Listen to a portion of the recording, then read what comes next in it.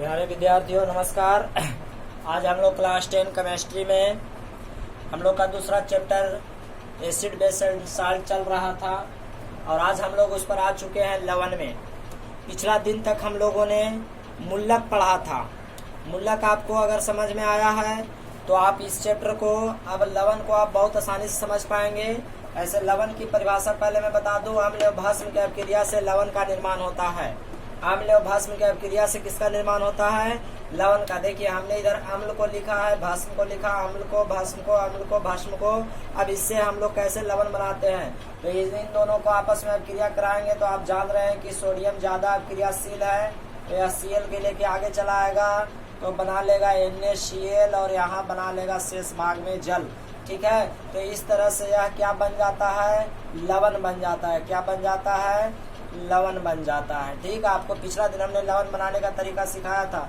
उसी तरह यहाँ पर भी हम लोग देखेंगे कि NO3 पर ऋणात्मक मान होता है, यह K इसके साथ लेकर के चला आता है तो आपको बना लेता है KNO3 पोटेशियम नाइट्रेट बना लेता है और यहाँ पुनः हमें क्या प्राप्त हो जाता है? जल प्राप्त होता है। यह भी क्या है? लवण है। तो इसको आप क्या कह सकते हैं? लवण कौन सूत्र है? पोटेशियम नाइट्रेट का सूत्र है। ठीक है, इसी तरह यहाँ से अभिक्रिया कराते हैं तो MgSO4 के साथ दोनों की संयोजकता बराबर हो जाता है। आपको पता है कि Mg का संयोजकता क्या? देखिए Mg का संयोजकता होता है 2 और SO4 का संयोजकता होता है क्या? 2। हमने कहा था कि ऐसे लिखिएगा तो MgSO4 और बराबर होने में हमने कहा था कि काट दीजिएगा।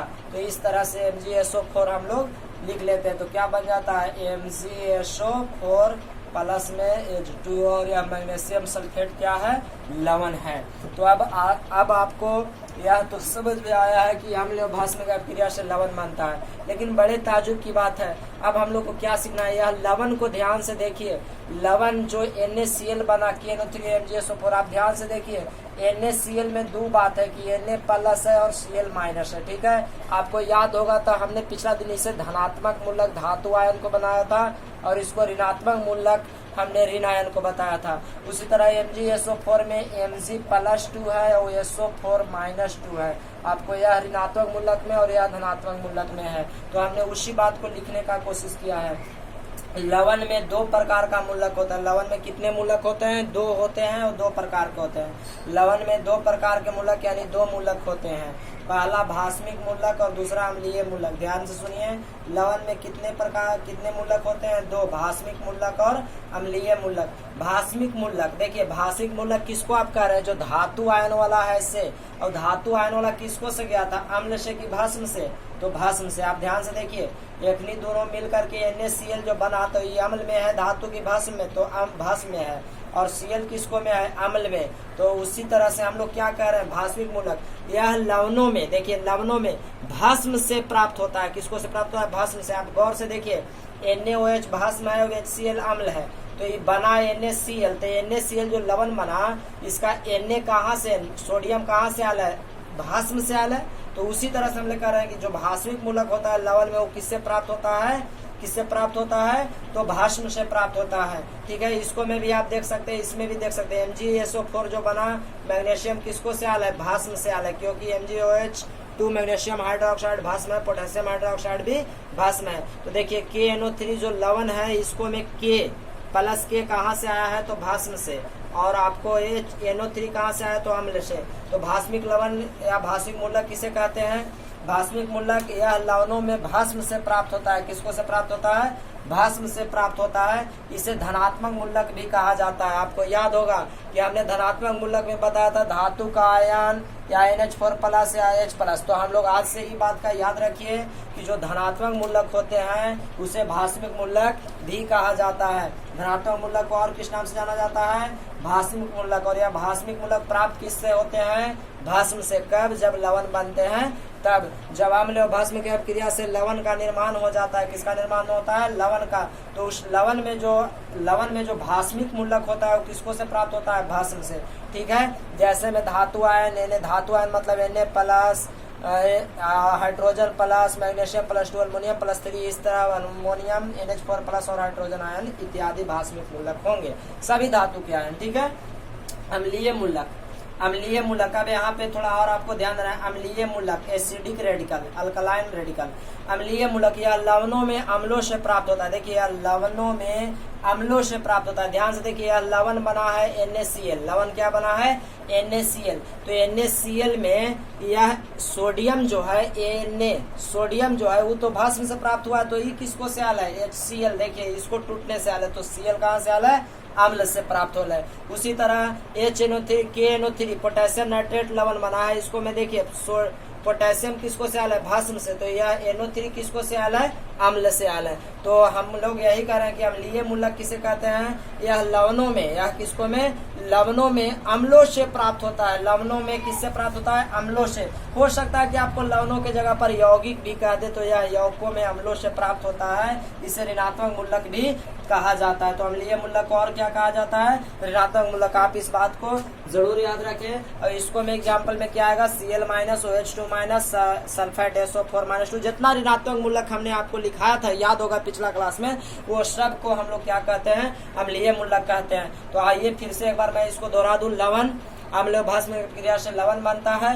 लवण में दो प्रकार के मूलक होते हैं, एक भास्मिक मूलक और एक अम्लीय मूलक। भास्मिक मूलक है जो लवण बनने पर अम्ल भस्म का भाग आ जाता है, और जो अम्लीय मूलक है अम्लीय मूलक वह अम्ल का भाग आ जाता है, ठीक है। और भास्मिक मूलक को धनात्मक मूलक और अम्लीय मूलक को ऋणात्मक मूलक भी कहा जाता है। तो अगर आपको यह वीडियो पसंद आए तो प्लीज आप लाइक जरूर कर दीजिएगा, और आपको यह वीडियो कैसा लगा ये अपना कमेंट हमें जरूर दीजिएगा, ठीक है। तो आपको फिर से मैं एक बार बता दूं, शायद आपको यह टॉपिक क्लियर हुआ होगा, तो आप सेटर तैयार रहेगा कि लवण में कितने प्रकार के मूलक होते हैं। तो दो, एक भास्मिक और एक अम्लीय, या एक धनात्मक और एक ऋणात्मक। धनात्मक मूलक किसका बना होता है, तो धातु के आयन का, चाहे NH4+ का या हाइड्रोजन आयन का। अम्लीय मूलक किसका होता है, तो जो ऋणात्मक मूलक होता है। अम्लीय मूलक किससे प्राप्त होते हैं, तो लवण या यौगिक बनने में अम्ल से प्राप्त होते हैं, ठीक है। देखिए इसको से अम्ल से जब बना तो यह Cl है से अम्ल का भाग है, यहाँ SO4 है से अम्ल का भाग है। और उसी तरह जो हम लोग को भास्मिक मूलक धनायन प्राप्त होता है, किसको से भस्म से प्राप्त होता है। तो आपको यह टॉपिक जरूर क्लियर हुआ होगा। तो अब हम लोग चलेंगे लवण का नामांकन को पढ़ेंगे। तो आप इस वीडियो को जरूर देखिए, थोड़ा भी स्किप ना करिए और मेहनत करते जाइए, ठीक है। तो अब हम लोग आगे बढ़ते हैं, लवण का नामांकन पढ़ते हैं, ठीक है।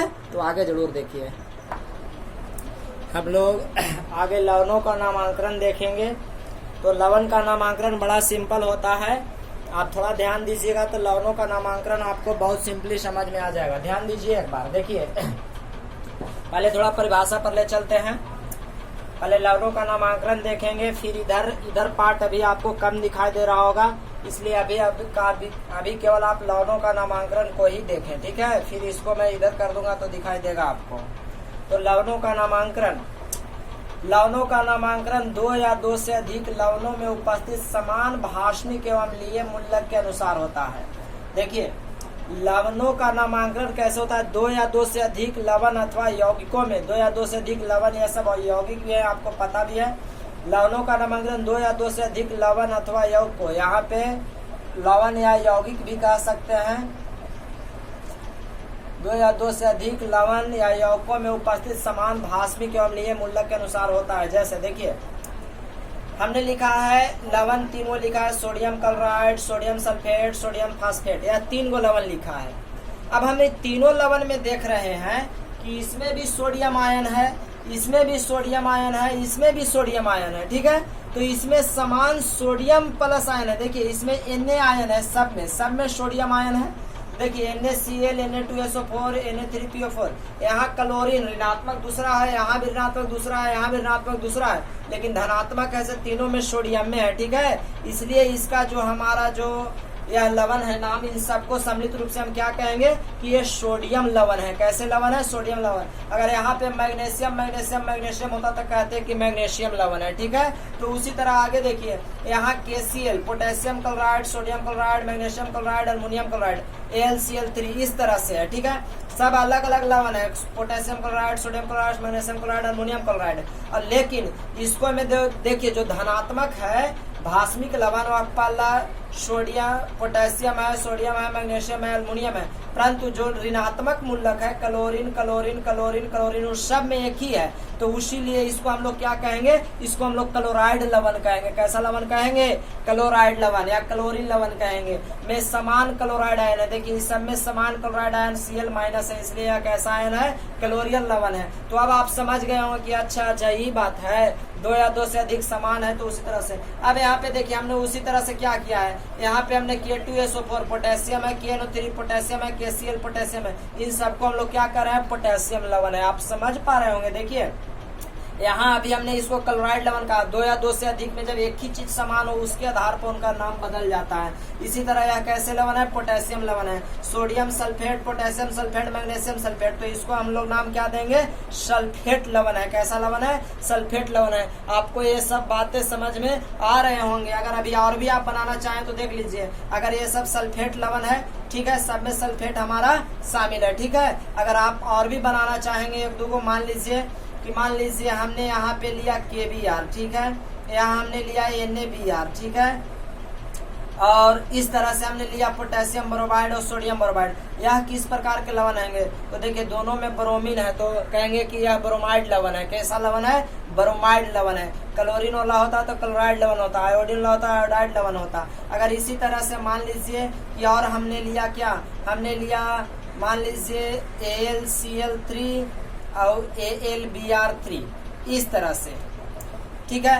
तो अल्युमिनियम क्लोराइड, इसमें भी अल्युमिनियम, इसमें यह कैसा है? अल्युमिनियम लवण है। कैसा लवण है? अल्युमिनियम लवण है। तो आपको यह जरूर समझ में आया होगा कि लवणों का नामांकन कैसे करते हैं। तो आप लवणों का नामांकन के लिए देख करके सीखने की कोशिश करिए बंधु, तभी आप सीख पाइएगा। ये नहीं कि खाली किताबी कीड़ा, आप इतने बार दिमाग न रखिए, 4 गो बतलती 4 गो नहीं, आप अपना दिमाग लगाइए कि अच्छा समझ गए, हम मुस्कुरा देंगे कि अच्छा ऐसे लिखा है। जैसे हम देखें कि वो सब में सोडियम है तो तू सोडियम लवण है, सब में ब्रोमीन है तो तुम ब्रोमाइड लवण हो, ठीक है। मतलब फ्लोराइड क्लोराइड ब्रोमाइड आयोडाइड कहते हो, धातु को सीधे सीधे कहते हैं। सब में लोहा है तो तुम आयरनिक लवण है, ठीक है, आयरन लवण है। सब में कॉपर है तो क्यूप्रिक लवण है, ठीक है। इस तरह से आप जरूर से जरूर इन बातों को ध्यान में रखिए। आशा करते हैं आपको जरूर समझ में आया होगा। अब हम लोग लवणों का गुण पर चलेंगे। लवण का पीएच गुण क्या होता है उसको देखिए, ध्यान से देखिए एक बार। लवण का पीएच गुण आप जरूर समझ में आएगा। देखिए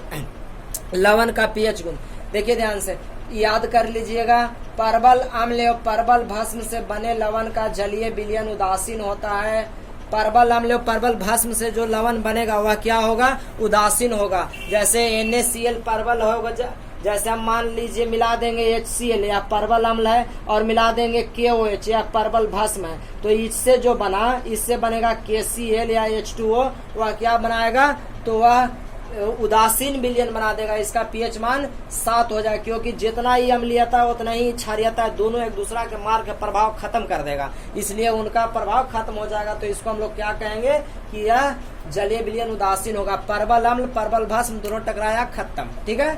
उसी तरह एग्जाम्पल याद रखिएगा कुछ। परबल अम्ल और दुर्बल भस्म, देखिए परबल अम्ल अम्ल ज्यादा है और दुर्बल भस्म कम है, तो अम्ल ज्यादा है और भस्म कम है, तो अम्ल ज्यादा है और भस्म कम है, तो इससे बना लवण अम्लीय होगा, है, इसका पीएच मान 7 से कम होगा। उसी तरह दुर्बल अम्ल और परबल भस्म, दुर्बल अम्ल दुर्बल हो गया और भस्म परबल होगा, तो अभी कैसा हो जाएगा? भास्मिक यानी क्षारीय हो जाएगा।